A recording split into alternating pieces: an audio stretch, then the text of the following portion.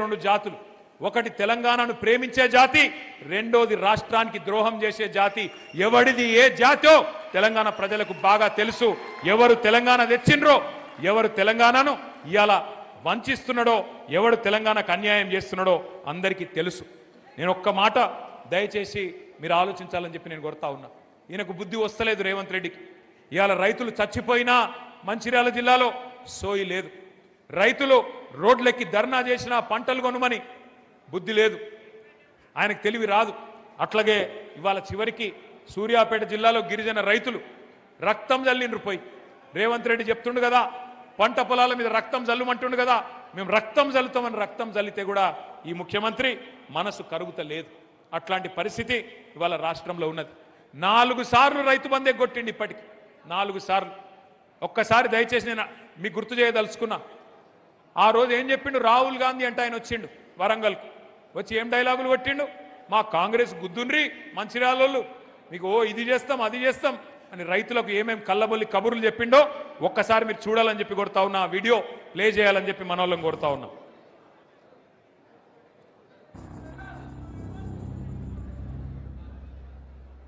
जैसे ही कांग्रेस पार्टी की यहां सरकार बनेगी वैसे 2 लाख रुपए का कर्जा माफ होगा और आपको सही एमएसपी मिलनी शुरू हो जाएगी।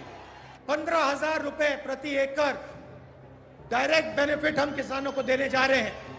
यह सिर्फ एक डिक्लेरेशन नहीं है, यह किसानों के लिए कांग्रेस पार्टी की गारंटी है। यह खोखले शब्द नहीं है।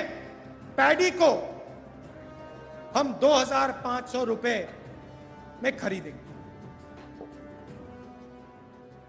పండించిన వరి పంటకి కనీస మద్దతు ధర అదనంగా బోనస్ ప్రకటించి 2,500 రూపాయల వరకు క్వింటల్ కి వరి ధాన్య కొనుగోలు చేస్తాం. కాంగ్రెస్ పార్టీ అధికారంలోకి వచ్చిన తక్షణమే రైతులకు ఏకకాలంలో 2 లక్షల రుణమాఫీ చేస్తాం.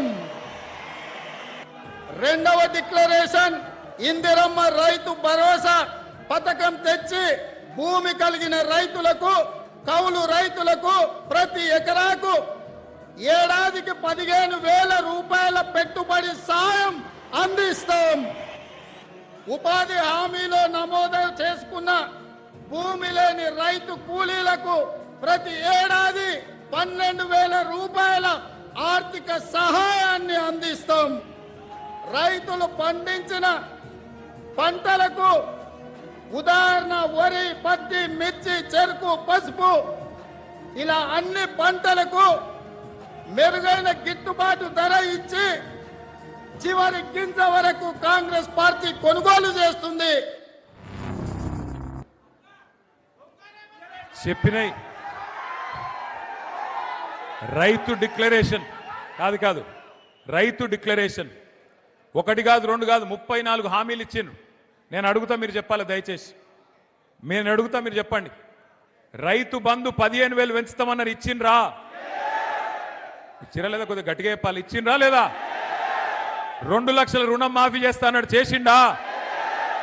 కౌలు రైతులకు రైతు బంధు ఇస్తా అన్నాడు, ఇచ్చిండా? రైతు కూలీలకు రైతు భరోసా ఇస్తాడు, ఆత్మీయ భరోసా ఇచ్చిండా? పత్తి, వరి, మిర్చి అన్నిటికీ బోనస్ ఇస్తా అన్నాడు, ఇచ్చిండా? చివరి గింజ దాకా కొంటా అన్నాడు, ఇచ్చిండా? కొంటుండా? 24 గంటల కరెంట్ ఇస్తుండా? మరి మంచిర్యాలలో మనకు తెలిసి వచ్చిందా మార్పు అంటే ఎట్లుంటుందో? గిట్లుంటది. మరి ఎట్లుంటది అంటే ఒక్కసారి ఆలోచన చేయండి.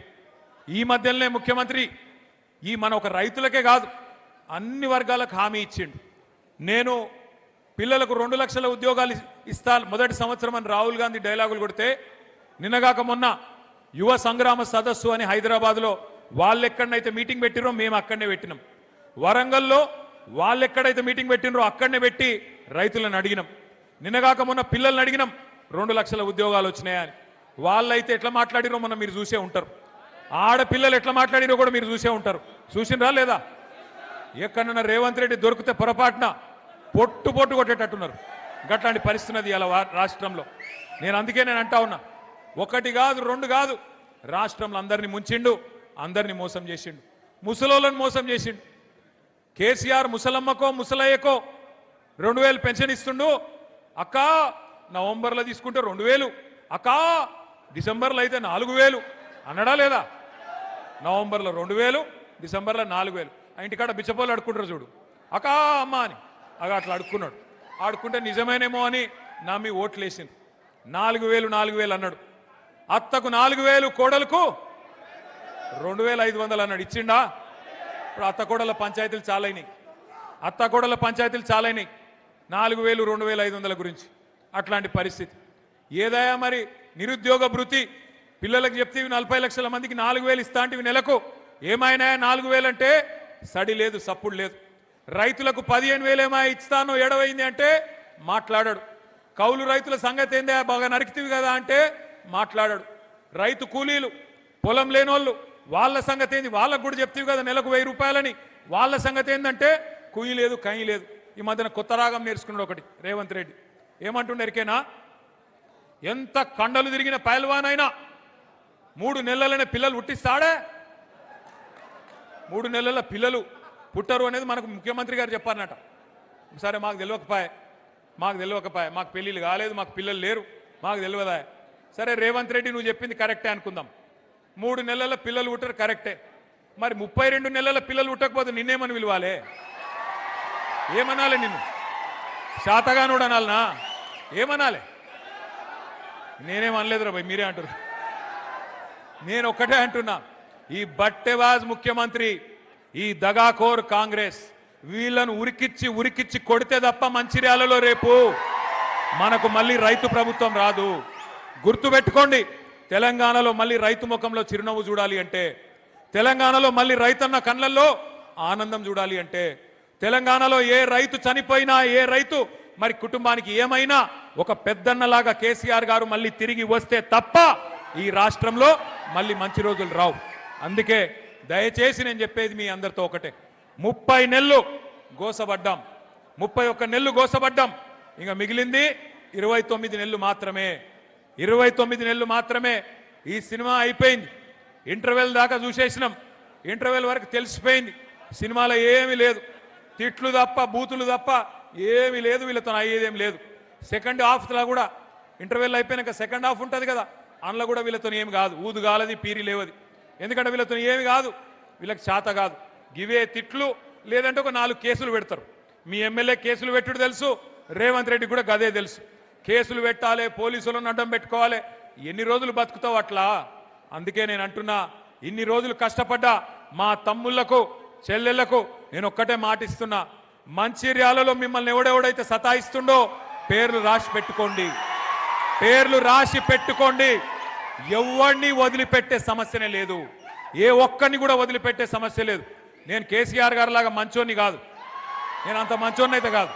రేపు గ్యారంటీ నేను చెప్తున్నా, మీకు గ్యారంటీ నేను చెప్తున్నా, ఇంకొక 28 నెలల తర్వాత తిరిగి కేసీఆర్ గారు ఈ రాష్ట్రానికి ముఖ్యమంత్రి అయి తీరుతారు. 600 తెలంగాణ ప్రజల ఆశీర్వాదంతో మళ్ళీ తెలంగాణ తెచ్చిన నాయకుడే ఈ రాష్ట్రానికి నాయకత్వం వహిస్తాడు. ఆ రోజు ఈ రోజు ఎవరైతే తోకలూపుతున్నారో అధికారులు, వాళ్ళకి నేను చెప్తున్నా, ముఖ్యంగా పోలీసు వాళ్ళు డ్యూటీ చేయండి.